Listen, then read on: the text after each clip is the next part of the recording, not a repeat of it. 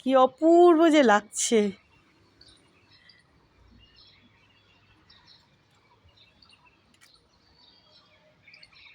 এই যে যত কুড়ি দেখছো, এই সব কুড়ির থেকে বড় বড় ফুল হবে, বিশাল বিশাল। আর এই যে বন্ধুরা দেখো, এই যে এই কদবেলের গাছটা দেখছো না, এটার সাইড থেকে না ডাল পাতা বেরোচ্ছে। এখন খুব ছোট, কদিন পরে তোমাদেরকে দেখাবো। এই যে কদবেলের গাছটা, এই যে বুঝতে পারছো, দেখো এগুলো সাইড থেকে ডাল পাতা গজাচ্ছে।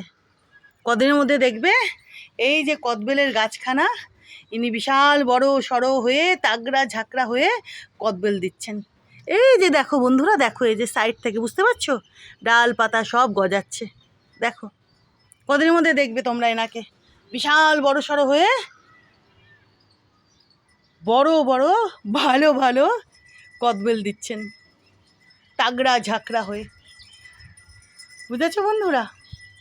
আর এই যে বোগেনভেলিয়া, এনারও দেখো প্রচুর পাতা গজাচ্ছে। এই যে দেখো গাছ ভরে ডাল পাতা গজাচ্ছে, দেখো দেখেছো, বুঝতে পারছো?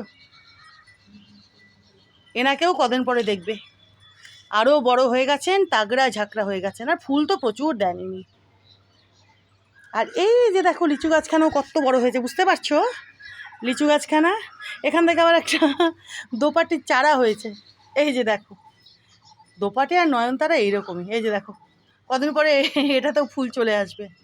আর এই লিচু গাছখানাকে দেখো বন্ধুরা, বুঝতে পারছো কতটা বড় হয়েছে, আরও তাগড়া ঝাঁকড়া হয়েছে।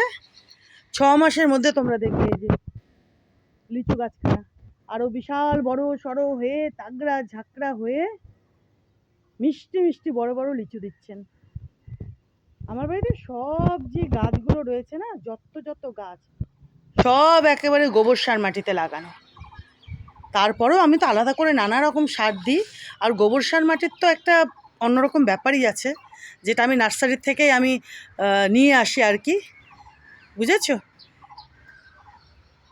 খুবই ভালো। আমি যে নার্সারি থেকে গোবর সার মাটি নিয়ে আসি না, ভীষণ ভালো। এই যে দেখো দেখবে তোমরা 6 মাসের মধ্যে এই লিচু গাছখানাকে বিশাল বড় সড়ো হয়ে আরও তাগড়া ঝাঁকড়া হয়ে প্রচুর প্রচুর বড় বড় মিষ্টি মিষ্টি লিচু দিচ্ছেন। বুঝেছো বন্ধুরা?